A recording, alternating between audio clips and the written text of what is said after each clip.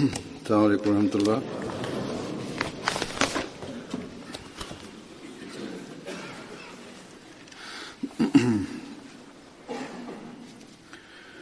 أشهد أن لا إله إلا الله وحده لا شريك له وأشهد أن محمدًا عبده ورسوله أما بعد فأعوذ بالله من الشيطان الرجيم بسم الله الرحمن الرحيم الحمد لله رب العالمين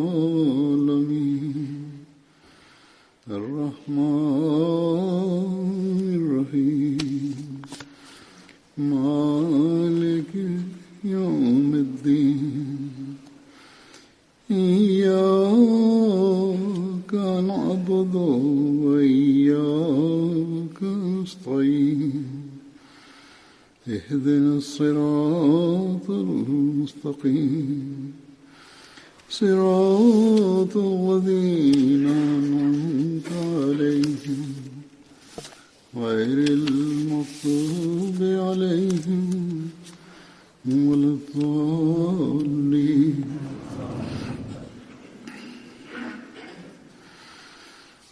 आज अल्लाह ताला के फजल से Heute ist durch die Gnade Allahs das Salana Ijtima der Majlis Ansarullah, welches heute beginnt, und diesbezüglich möchte ich die Ansar über ein sehr wichtiges und grundlegendes hinweisen, und das betrifft das Salat, das Gebet oder Namaz. Das Namaz ist eine Pflicht für einen Gläubigen, aber ab dem Alter von 40 Jahren, wo das Bewusstsein mehr als zuvor zugegen sein sollte, dass mit meinem voranschreitenden Leben die Tage meines Alters oder Lebens abnehmen, und vor diesem Hintergrund sollte die Anbetung Allahs oder das Gebet mehr Aufmerksamkeit geschenkt werden, dass ich vor Allah stehen werde, und vor ihm wird man Rechenschaft ablegen müssen für all unsere Taten und Handlungen, und in solch einem Zustand sollte ein Gläubiger, ein jeder, der das Leben nach dem Tod oder an das Leben nach dem Tod glaubt, sollte darum besorgt sein, dass wir die Rechte Allahs erfüllen, aber auch die seiner Schöpfung. Und in solch einem Zustand vor Allah treten, wenn wir nach unseren Bemühungen diese Rechte erfüllen. Wenn immer Allah auf die Verrichtung des Gebets hingewiesen hat, dann hat er darauf hingewiesen, dass das Gebet regelmäßig verrichtet wird, alle Gebete pünktlich verrichtet werden und Bajmat, also in Gemeinschaft, verrichtet werden. Es ist das Gebot von der Aufrichtung des Gebets, und dies beinhaltet, dass das Namaz pünktlich und in Gemeinschaft zu verrichten ist. Aber es wird beobachtet, und auch die Ansarullah nehmen Umfragen durch ihre Berichte, und man sollte Umfragen durchführen, dass trotz der Tatsache, dass das Alter der Ansar ein sehr ausgereiftes Alter ist, aber es wird der Verrichtung des Gebets in Gemeinschaft nicht die Aufmerksamkeit geschenkt, wie es sein sollte. Demnach sollte Ansarullah insbesondere große Aufmerksamkeit darauf legen, dass ein jedes Mitglied und ein jeder Nasl sollte das Gebet in Gemeinschaft verrichten, sollte sich selbst überprüfen und darum bemüht sein, dass er das Gebet in Gemeinschaft verrichtet, außer bei Krankheit oder bei anderen Ausnahmen. Die Verrichtung des Gebets in Gemeinschaft, das sollte man vordergründig verrichten. Wenn man in der Nähe keine Moschee oder Gebetszentrum hat, dann können sich Menschen aus der Umgebung in einem Haus versammeln und das Gebet in Gemeinschaft verrichten. Wenn dies auch nicht gegeben ist, dann können die Familienmitglieder zu Hause das Gebet in Gemeinschaft verrichten. Dadurch werden die Kinder, aber auch die Jugendlichen die Bedeutung des Gebets in Gemeinschaft bewusst werden. Demnach sollte die Ansarullah nur dann sich als Ansarullah wahrhaftig bezeichnen, wenn sie den Glauben Allahs etablieren und diesen befolgen und es befolgen lassen und hierbei ihre Rolle spielen.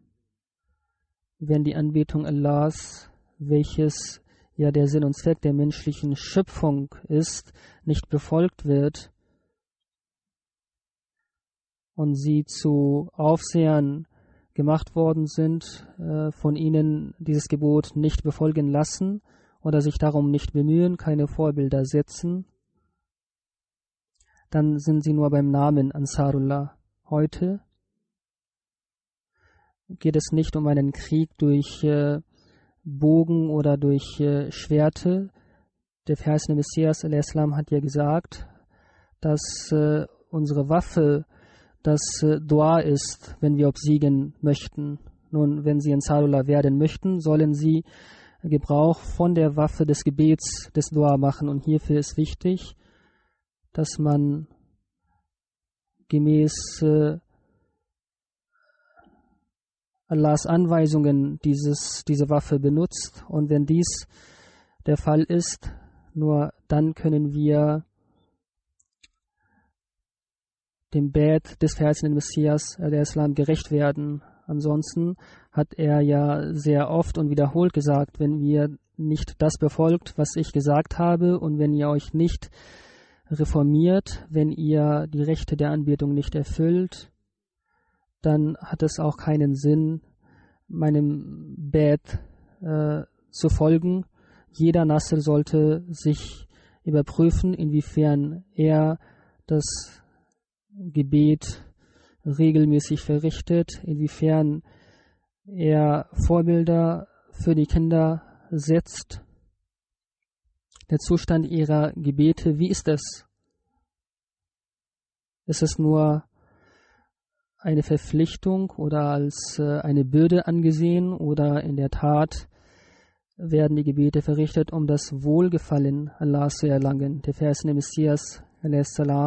hat über die Wichtigkeit des Gebets, über die Verpflichtung, über die Weisheit, wie das Gebet verrichtet werden sollte, was die Bedeutung, was die Philosophie der Zeiten ist. Diesbezüglich hat der verheißene Messias a.s. unter verschiedenen Aspekten, zu verschiedenen Anlässen darauf hingewiesen.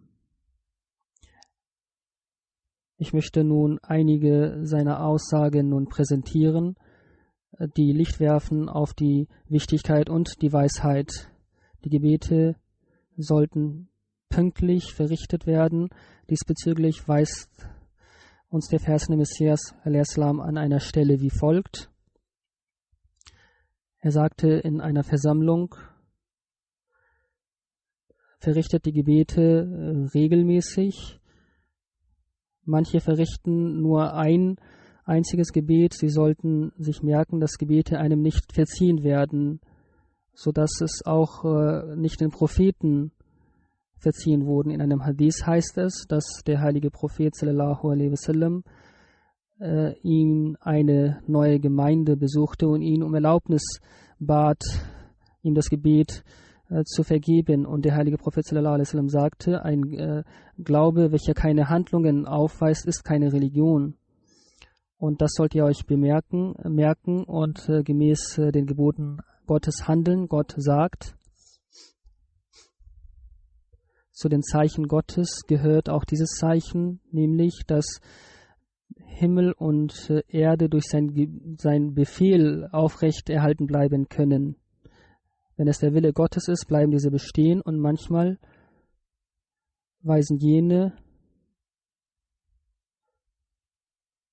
sagen jene, dass die Natur befolgt werden sollte, wenn die Mittel für den Schutz der Gesundheit nicht Beachtung geschenkt wird, dann kann man auch nicht gesund bleiben. Man sollte sich bewusst sein, dass es zu den Zeichen Gottes dieses Zeichen gehört, dass auch Heilmittel sich nicht als heilvoll erweisen, auch nicht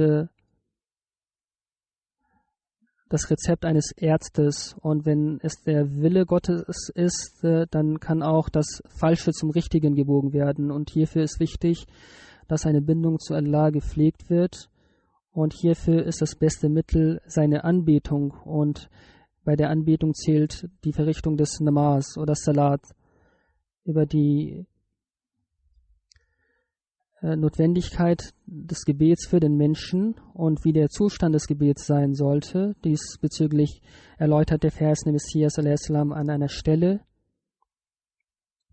Was ist Namaz? Er sagte, es ist ein besonderes Bittgebet, wenn manche erachten es als einen bloßen Text. Die Unwissenden wissen nicht, dass Allah es gar nicht bedarf. Er ist unabhängig, dass der Mensch Dua, Tasbih und ähnliches macht, sich damit beschäftigt, sondern darin birgt sich ein Vorteil für den Menschen, dass er durch diese Art und Weise an sein Ziel erlangt, dass man durch die Gebete ihm seine Bedürfnisse erfüllt werden, der Sinn und Zweck seines Lebens erfüllt wird.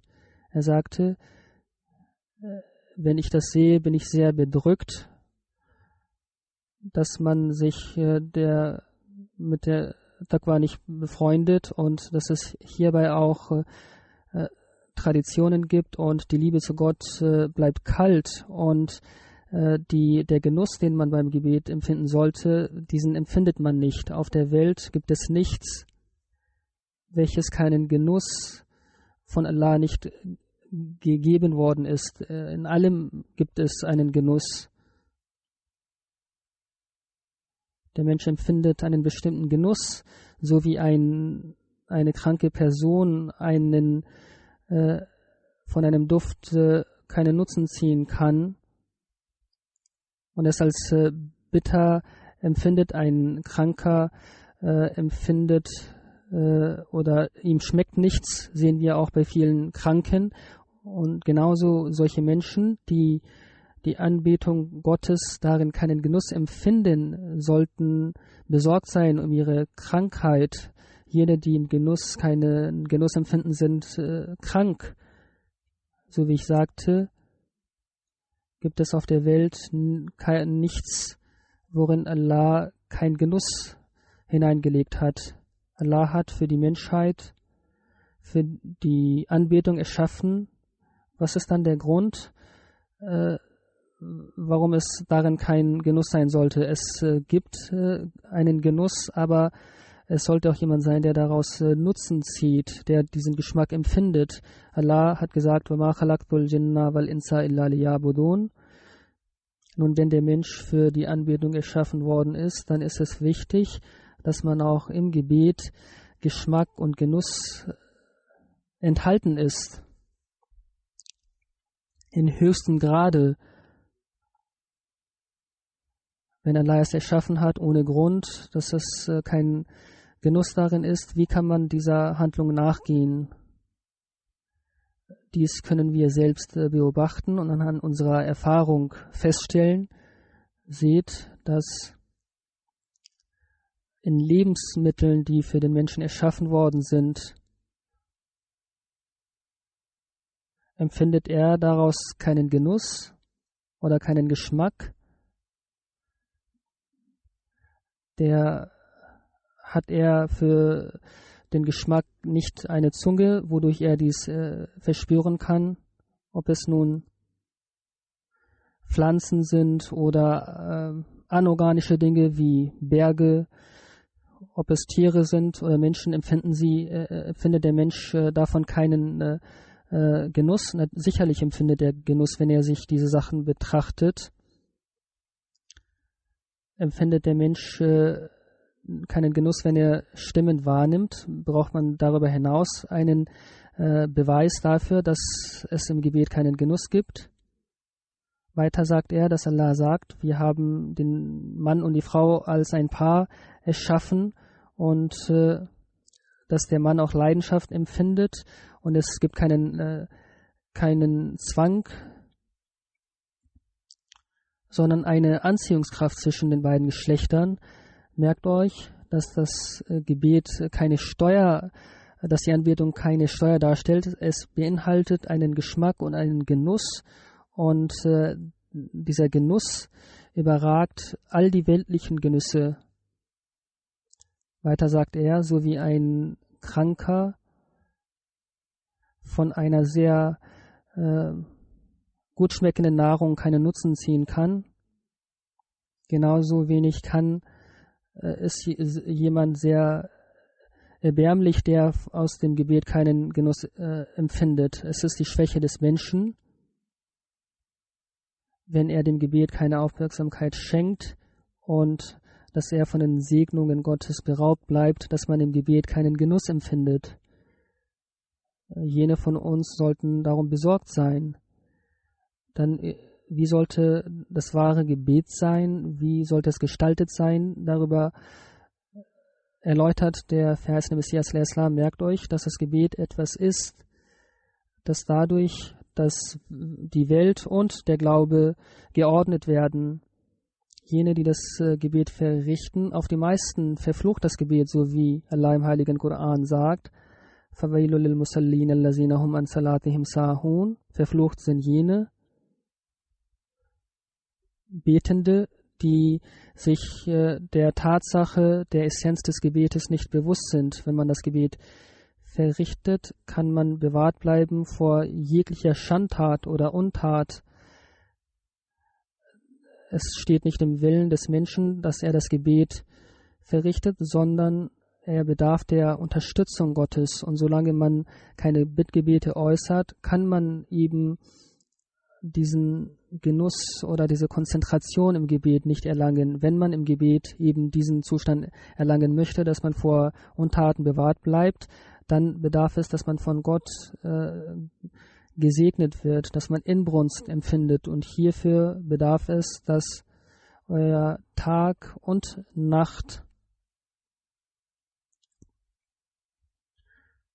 und jede Zeit nicht leer bleiben von Gebeten, wenn man im Gebet Genuss empfinden möchte. Dafür ist es notwendig, dass man die Huld Allahs erlangt, und um die Huld Allahs zu erlangen, muss man auch sich vor ihm beugen, und beim Gehen sollte man sich auch an Gott gedenken und dass man Allah um Inbrunst bittet. Wenn man diesen Zustand bildet, dann machen einem auch die Gebete Spaß. Dann berichtet der Vers des Messias al-Islam, warum man im Gebet keinen Genuss empfindet. Er sagt, Menschen sind nachlässig bei den Gebeten, weil sie keine Kenntnis darüber verfügen, darüber, welchen Genuss Allah in den Gebeten dargelegt hat. Und ein großer Grund ist dafür, dass Menschen, die in Städten wohnen, in ihren alltäglichen Dingen beschäftigt sind und dadurch nachlässig sind. Und ein Großteil wirft sich vor Gott nicht nieder. Dann stellt sich die Frage, warum wissen sie nicht über diesen Genuss und warum haben sie diesen Geschmack nicht verspürt? In anderen Religionen gibt es nicht derartige Gebote, nämlich die regelmäßige Verrichtung des Gebets. Manchmal ist es so, dass wir mit unseren alltäglichen Dingen beschäftigt sind und der Muezzin das Gebet ausruft, dann möchten sie es sich auch nicht anhören, sodass ihre Herzen schmerzen. Wenn das Asan ausgerufen wird, wird es nicht wahrgenommen, und wenn die Zeit zum Gebet anbricht, dann schickt man keine Aufmerksamkeit. Man sollte für solche Menschen Barmherzigkeit oder Mitleid empfinden. Und es gibt Menschen, deren Leben sich unter den Moscheen befinden, aber sie begeben sich nicht in die Moschee für die Verrichtung des Gebets. Nun, ich möchte sagen, dass man mit Leidenschaft vor Allah ihn darum bitten soll, so wie er in den Früchten einen Genuss dargelegt hat, dass man auch im Gebet Genuss empfindet, dass man gegessen hat, der Geschmack bleibt und man merkt es. Wenn jemand etwas als schön erachtet, dann merkt er sich, und wenn er etwas Hässliches sich ansieht, dann nimmt er dies auch vollkommen wahr. Wenn keine Bindung besteht, dann merkt man sich auch nichts. Die Schönheit merkt man sich, weil man es dieser Sache Aufmerksamkeit schenkt. Wenn es keine Beziehung gibt, dann merkt er sich das nicht, prägt er sich nicht ein. Genauso ist für jene, die das Gebet nicht verrichten, eine Bürde, dass sie morgen aufstehen, ihren Schlaf unterbrechen. Er sagt weiter, er kann es nicht verstehen, diesen Genuss, welches im Gebet ist, darüber verfügt er keine Kenntnis. Er weiß nicht, welcher Genuss sich im Gebet befindet. Wie kann er dann diesen Genuss im Gebet erfahren? Er sagt, ich sehe, dass ein Alkoholiker, wenn er keinen Genuss empfindet, dass er weiter Alkohol trinkt, bis er dann berauscht ist. Für einen weisen Mann, er kann daraus Nutzen ziehen, dass er das Gebet regelmäßig verrichtet, solange er keinen Genuss empfindet, dass er weiterhin das Gebet verrichtet und Allah darum bittet, dass er ihm den Genuss gibt, so wie es auch in anderen Sachen er Genuss empfindet, und dass er das Gebet so lange verrichtet, bis er Genuss im Gebet empfindet, so wie ein Alkoholiker so lange, bis er diesen Rausch nicht empfindet, weiter Alkohol trinkt. So sollte er auch darum bemüht sein, den Genuss im Gebet zu empfinden. All seine Kraft sollte er darauf aufwenden, eben diesen Genuss im Gebet zu erfahren. Dann bedarf es einer Ernsthaftigkeit,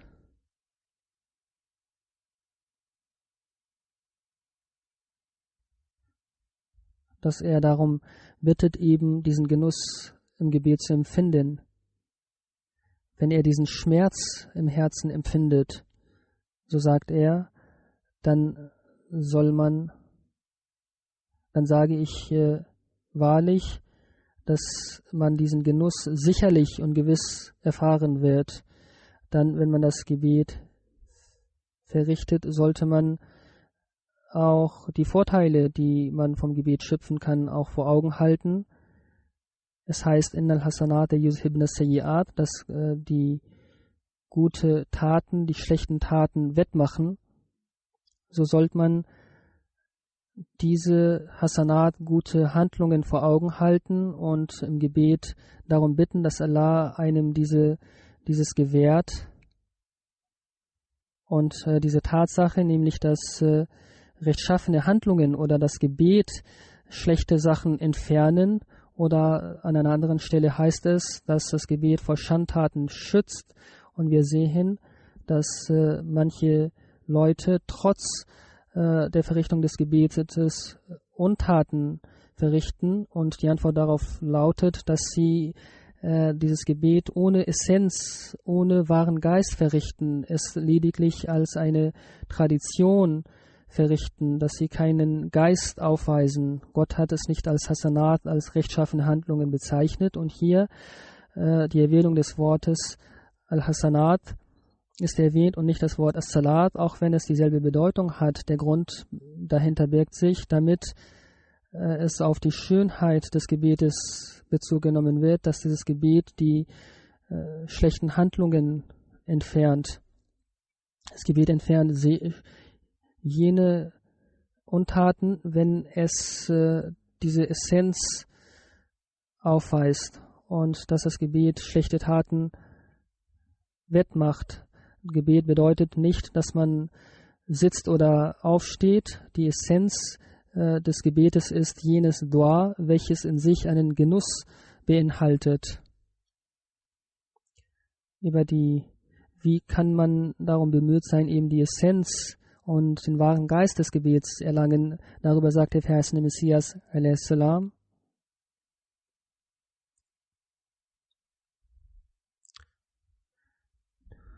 Die verschiedenen Handlungen oder Abläufe des Gebets, die Verbeugung oder die Niederwerfung sind deshalb vorgesehen für das Gebet, damit man eben diesen Zustand, diese Essenz erfährt. Die Abläufe des Gebets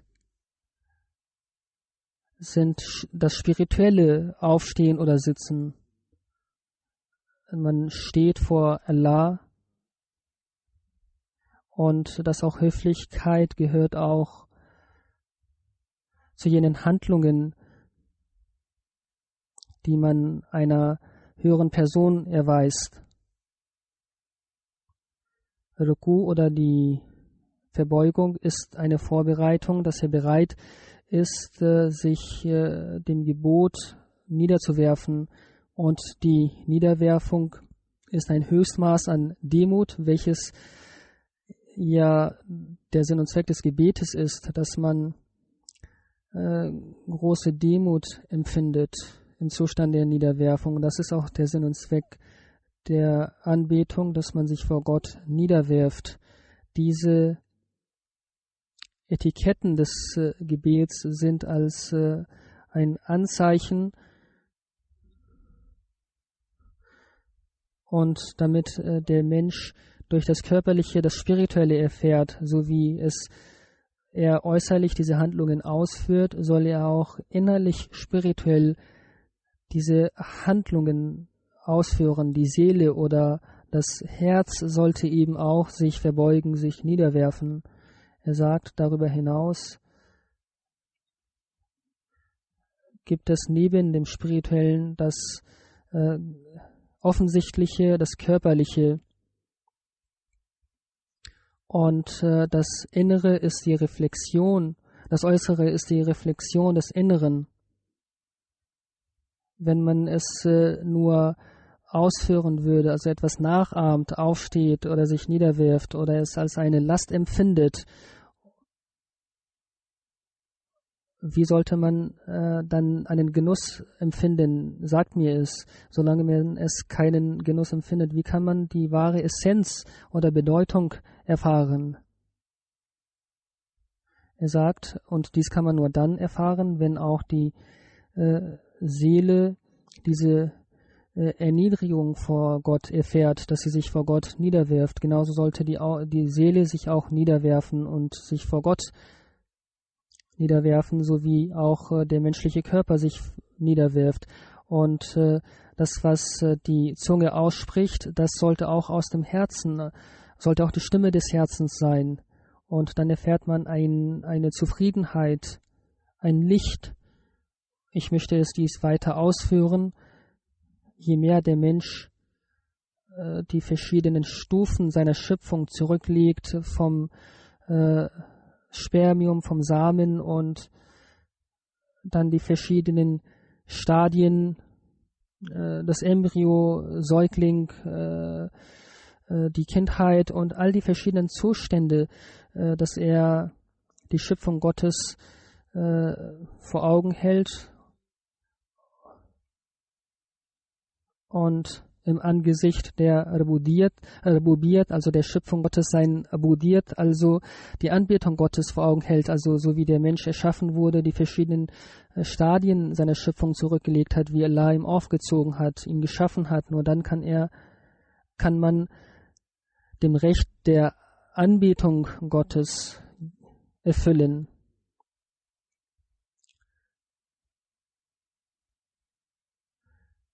Nun, man kann im Gebet Genuss empfinden, wenn man diesen Zusammenhang zwischen Rububiyat und Ubudiyat empfindet, solange man sich nicht als nichts erklärt, welches eine Voraussetzung für Rububiyat ist, kann er von Ubudiyat auch keinen Nutzen ziehen. Wenn man von Gott Nutzen erfahren möchte, dann muss man vollkommene Ubudiyat, also Dienerschaft, aufweisen. Und wenn das der Fall ist, dann wird man auch ein Höchstmaß an Genuss erfahren und darüber hinaus gibt es keinen höheren Genuss. Und wenn die Seele verschmolzen ist, dann fließt sie zu Gott wie eine Quelle und dass er außer Gott keine Beziehungen mehr pflegt und eine vollkommene Bindung zu Gott pflegt, dann erfährt er eine vollkommene Liebe und nach dieser Bindung, zum einen diese Leidenschaft von Rububiyat und von unten die Leidenschaft für Ubudiyat, kommt es zu einer Verbindung.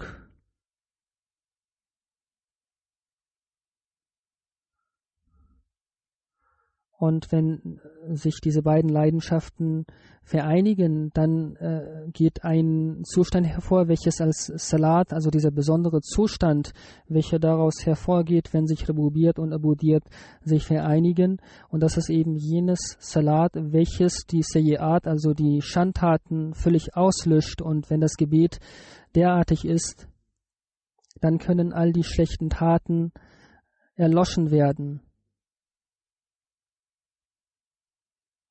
Und dass es ein Licht hinterlässt und welches dem Voranschreitenden als eine Lichtquelle erweist, als ein Fackel erweist und dass es einem davor bewahrt vor den verschiedenen Hindernissen, dass einem diese Hindernisse auffallen, dass er nicht stolpert und dass es wo er die Essenz von Inna Salata Tanha anil Fahshai wal Munkari erfährt, nämlich dass das Gebet vor Schandtaten einem bewahrt.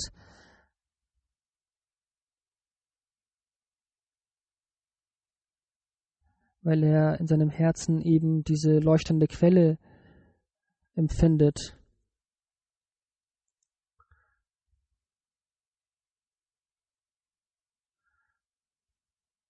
Das Gebet hält einem ab vor Sünden, vor falschen Dingen.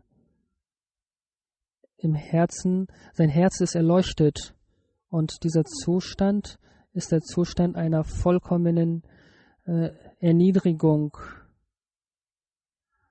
oder durch vollkommene Gehorsamkeit wird dieser Zustand erlangt und dann kommt ihm nicht ein Gedanke von Sünde. Er schenkt Untaten keine Aufmerksamkeit mehr und man erfährt einen Genuss, welcher nicht, den man nicht wiedergeben kann. Ein Gläubiger sollte stets vor Gott sich niederwerfen und man sollte keine Hoffnungen von einem anderen außer Gott hegen. Diesbezüglich sagt der Vers des Messias, man sollte sich merken, das Namaz wird durch Dua erlangt. Das Namaz wird durch Dua erlangt. Es geziemt einem Gläubigen nicht, dass er seine Bitten vor jemand anderen außer Gott ausdrückt. Solange man seine Fragen, seine Bitten nicht vor Gott ausrichtet, so kann diese Person nicht als wahrer Muslim, als wahrer Gläubiger bezeichnet werden. Die Essenz des Islam besteht darin, dass all die Fähigkeiten, seien es äußerliche oder innerliche, sich vor Gott ausrichten, sowie eine Maschine verschiedene Geräte in Gang setzt, solange er sich dieser Maschine nicht unterwirft, kann er keine Kraft erfahren und solange er nicht sagt,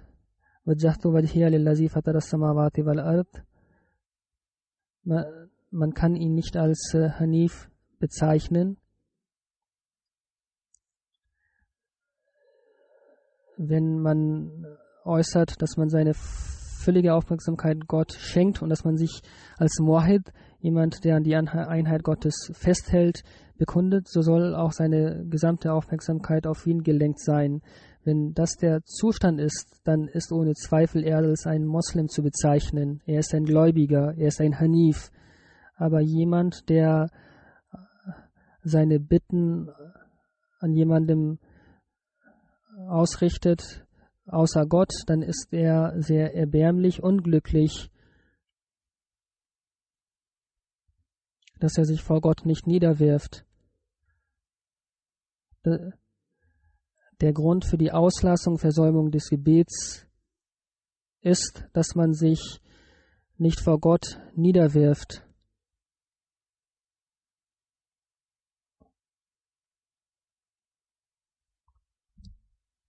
Und das ist ein sehr wichtiger Punkt, wenn das Gebet ausgelassen wird oder Schwächen aufgewiesen werden, man faul ist bei der Verrichtung des Gebets, dass man seine Aufmerksamkeit Menschen zuwendet außer Gott, dass man sich zu einem Baum sich entwickelt, bei dem die Äste sich einer Seite zugeneigt sind, dass der Mensch zu einem verhärteten Stein wird. Jene Äste, die auf einer Seite geneigt sind, können nicht auf die andere Seite geneigt sein, dass der Mensch sich von Gott abwendet. Und das ist etwas, was das menschliche Herz erschüttert, wenn man seine Bitten, seine Anliegen vor jemandem ausspricht außer Gott. Man sollte das Gebet regelmäßig verrichten und stets Gott zuwenden, und dann erreicht man einen Zustand, wo man sich vor allen anderen Dingen loslöst, dass man sich lediglich Gott zuwendet. Dann erfährt man ein Licht, einen Genuss. Er sagt, ich möchte diesen Sachverhalt nochmals betonen, sagen, und leider finde ich nicht die Worte, dass ich die Nachteile aufzählen kann, wenn man sich hier jemanden zuwendet außer Gott. Wenn man sich seine Bitten vor Menschen ausrichtet, dann betet man nicht Gott an, sondern andere Menschen. Und Gott schneidet diese Menschen ab von sich.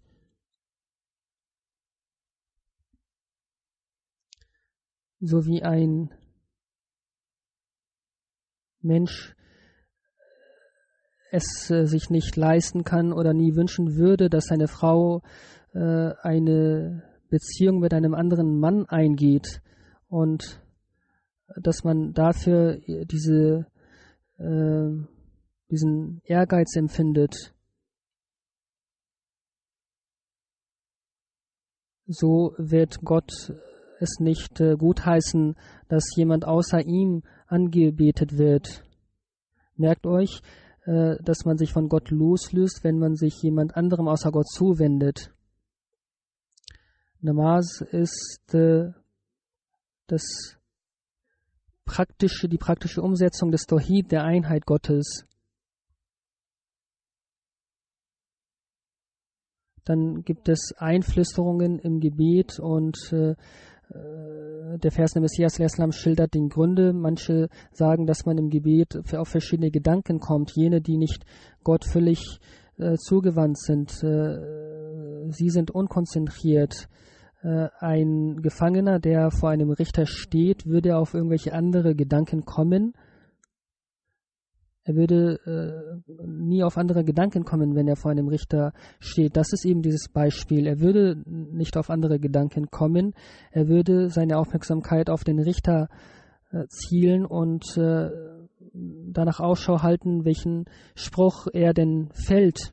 Und genauso sollte man, wenn man aus ganzem Herzen heraus vor Gott steht und sich vor ihm niederwirft, wie ist es dann möglich, dass der Satan ihm Einflüsterungen zuspricht? Warum sollte man das Gebet verrichten? Ob Gott unserer Gebete bedarf. Manche werfen diese Fragen auf, auch unter dem Einfluss des Atheismus,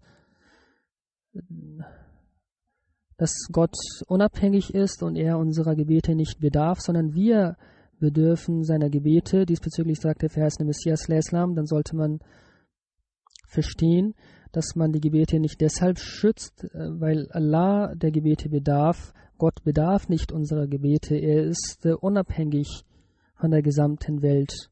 Er bedarf niemanden. Es bedeutet vielmehr, dass der Mensch es bedarf, und es ist ein Geheimnis, dass der Mensch für sich Gutes wünscht, und deshalb bittet er Gott um Hilfe, und es ist eine Tatsache, wenn man eine Bindung zu Gott pflegt, dass man das Gute erfährt, und auch wenn die gesamte Welt sich gegen ihn auflehnt, kann sie ihm keinen Schaden zufügen. Und wenn auch Gott hunderttausende Menschen umbringen muss für diese Person, dann würde er dies auch tun. Wie die Gefährten erfolgreich waren, sagt der Vers Messias a.s. Aufrichtigkeit, Ernsthaftigkeit kann Herzen erobern. Man kann nicht durch Worte erfolgreich sein.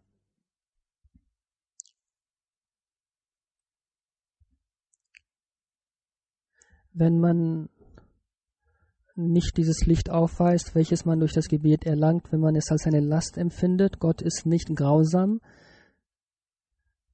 Die Menschen weisen im Herzen keine Aufrichtigkeit auf. Sie tun es lediglich als eine Praxis. Das ist die Gnade Allahs. Es gibt viele, die ihre Gebete aufrichtig verrichten. Der verheißene Messias a.s. berichtet von dem allgemeinen Zustand damals. Es ist für uns eine Warnung, dass wir diese Dinge beachten. Niemand sollte daraus ableiten.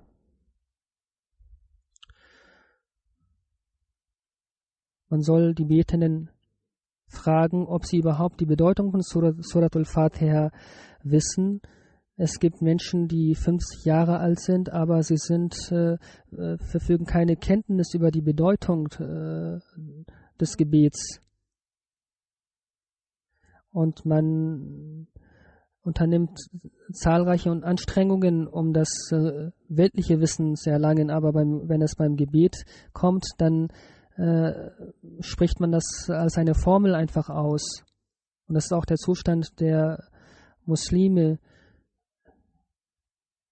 Man soll im Gebet in seiner eigenen Sprachen, Englisch oder Urdu oder Punjabi, auch Bittgebete aussprechen, aber man soll auch die göttlichen Worte aussprechen. Man soll die Bedeutung wissen und auch die Gebete aus dem Koran und aus den Hadith auch aussprechen, aber auch in seiner eigenen Sprache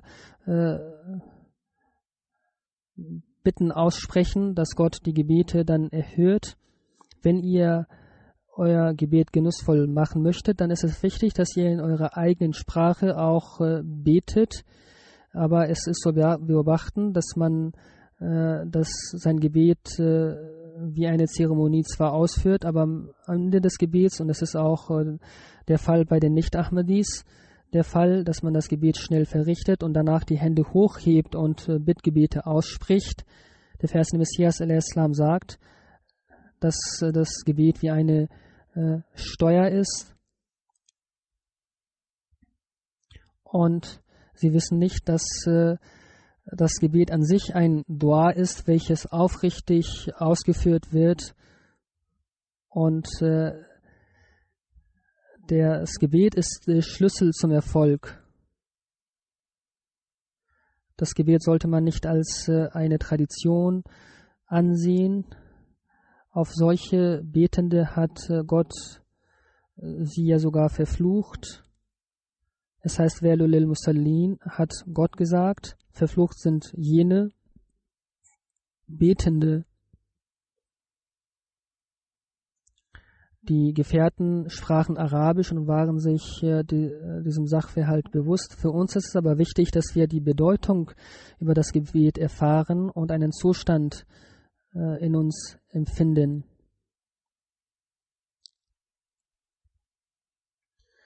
die Opponenten des verheißenen Messias, darüber sagt er, wenn ich sage, man soll in seiner eigenen Sprache auch beten, dann sagen sie, er hätte eine neue Gesetzgebung eingeführt. Gott hat keinen Vorteil davon, sondern der Mensch erzielt davon einen Vorteil, dass er sich vor Gott niederwirft und dass er sich vor Schwierigkeiten bewahrt bleibt. Ich bin sehr verwundert über jene, die Tag und Nacht, dass sie nicht wissen, dass sie einen Gott haben, einen Schöpfer haben. Ich möchte euch anweisen und hoffe, dass die Menschen dies beherzigen. Das Leben schreitet voran. Meidet Nachlässigkeit, zieht euch zurück und betet, dass euer Glaube aufrecht bleibt und dass er mit euch zufrieden ist. An einer Stelle weist der verheißene Messias al-Islam über die Essenz des Gebetes. Im Koran heißt es, dass man sich mit dem Gebet ernsthaft sich befassen sollte. Nur dann kann man das Ziel erlangen. Man soll sich anstrengen, Reue verspüren und jene, die sich darum bemühen, also die Wege Gottes beschreiten, wir führen sie dann auch auf richtige Wege hin. Allah ist nicht geizig. Es sind unter den Muslimen, die große spirituelle Ränge erlangt haben, verrichtet das Gebet ordnungsgemäß, befolgt meine Lehre. Auch wir werden Dua machen. Unsere Vorgehensweise ist jene, die der Vorgehensweise des heiligen Propheten sallallahu alaihi wasallam und seiner Gefährten entspricht. Heutzutage haben die Gelehrten verschiedene Mittel erschaffen. Viele schreiben, sagen Sie uns, was ist das besondere Gebet? Wie sollten wir darum bemüht sein? Das Eigentliche ist das Gebet und darauf sollte auch die Aufmerksamkeit eines Ahmadis liegen. Den Heiligen Koran aufmerksam zu lesen und ihn zu befolgen, das Gebet aufmerksam zu verrichten und sich Gott zuzuwenden. Das Gebet ist etwas, wodurch man die höchsten spirituellen Ränge erlangen kann. Und ein Gebet, wodurch man die höchsten spirituelle erlangt, ist jenes, wo das Herz vor Gottes verschmolzen wird. Und darüber hinaus hat der verheißene Messias al-Islam auf die Verrichtung von Tahajjud-Gebet hingewiesen und darauf sollte auch die Ansarullah Aufmerksamkeit verrichten. Der verheißene Messias al-Islam sagt, wenn man sein ganzes Leben dem Weltlichen gewidmet hat, was hat man dann für das Leben nach dem Tod gesammelt? Steht insbesondere für das Tahajjud-Gebet auf, verrichtet es ordnungsgemäß. Bei der Verrichtung der Pflichtgebete kommt es vor, dass man diese nicht pünktlich verrichtet, und dass man Prüfungen ausgesetzt ist.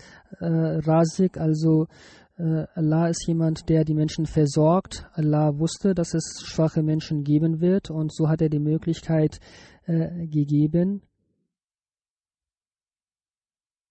Den Menschen ist nicht die Möglichkeit gegeben worden, 3 Gebete zusammen zu verrichten. Wenn Menschen für Gott Leid auf sich nehmen, auch wenn sie für das weltliche Leid für sich aufnehmen, warum können sie für Gott kein Leid aufnehmen und dann seine Zeit opfern für die Verrichtung der Gebete?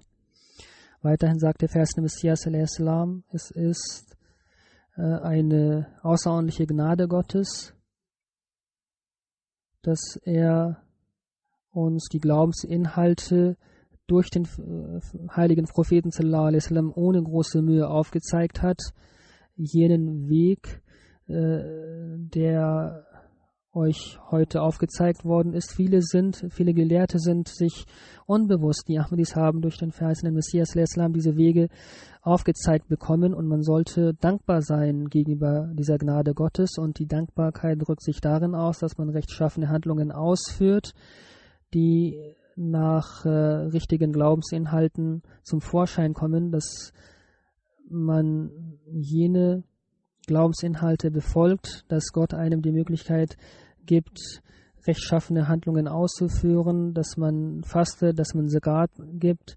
Das Gebet stammt nicht von der Welt. Der heilige Prophet sallallahu alaihi wasallam hat ja gesagt, dass mein Augentrost im Gebet liegt. Dann hat der Vers Messias sallallahu alaihi wasallam den folgenden Sachverhalt erläutert, wie man Einheit etablieren kann. Einheit etabliert sich, wenn all die Wünsche an Gott gerichtet sind und das Wort Ilah im Glaubensbekenntnis bedeutet auch, dass die Wünsche und die Bedürfnisse an Gott gerichtet sind. Dann sage ich, dass der Genuss nicht erlangt werden kann, solange man nicht mit dem ganzen Willen all die schlechten Gedanken nicht erloschen werden, dass man keine wahre Demut empfindet. Solange kann man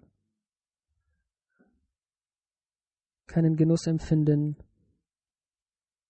Wahre Bindung zu Gott, wenn ihr wahre Bindung zu Gott pflegen möchtet, dann haltet fest an das Gebet.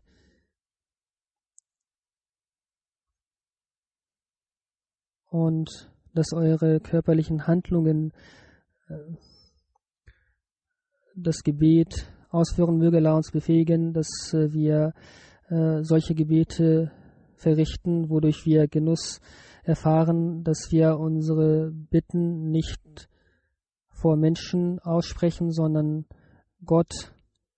vor Gott aussprechen, wo das Ijtima der Ansarullah stattfindet, können die Maghrib- und Isha-Gebete nicht verrichtet werden, weil die Halle rechtzeitig geräumt werden muss. So müssen die Organisatoren sicherstellen, dass das Gebet irgendwo in einer anderen Räumlichkeit verrichtet wird, und in Zukunft sollte auch die Ansarullah sicherstellen, dass ihr Ijtima dort abgehalten wird, wo die 5 Gebete dort verrichtet werden. Möge dieses Ijtima sich erfolgreich erweisen und mögen die Ansar zu wahren Dienern Gottes werden.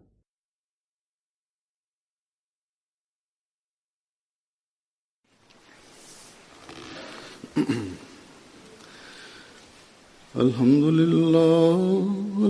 لله نحمده ونستعينه ونستغفره ونؤمن به ونتوكل عليه ونعوذ بالله من شرور أنفسنا ومن سيئات أعمالنا من يهده الله فلا مضل له ومن يضلل فلا هادي له ونشهد أن لا إله إلا الله ونشهد أن محمدا عبده ورسوله عباد الله رحمكم الله إن الله يأمر بالعدل والإحسان وإيتاء ذي القربى وينهى عن الفحشاء والمنكر والبغي يعظكم لعلكم تذكرون اذكروا الله يذكركم وادعوه يستجب لكم ولذكر الله أكبر